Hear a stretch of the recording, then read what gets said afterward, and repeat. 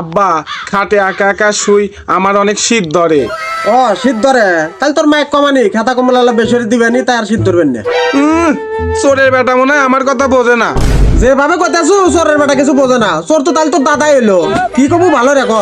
আসলে আব্বা খাটটা কেমন জানি বড় হয়ে গেছে গা, পাশে একজন শুলি একটু ভালো হইতো। ও এই ব্যাপার, আচ্ছা সমস্যা নাই, আজকের থেকে আমি তোর পাশে সমানি।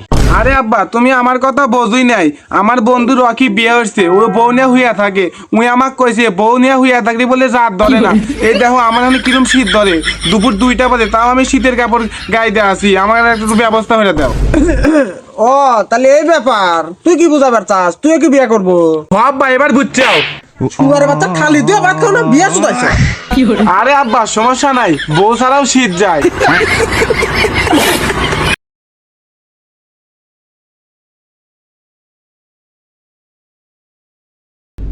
আব্বা খাটে একা একা শুই, অনেক শীত ধরে।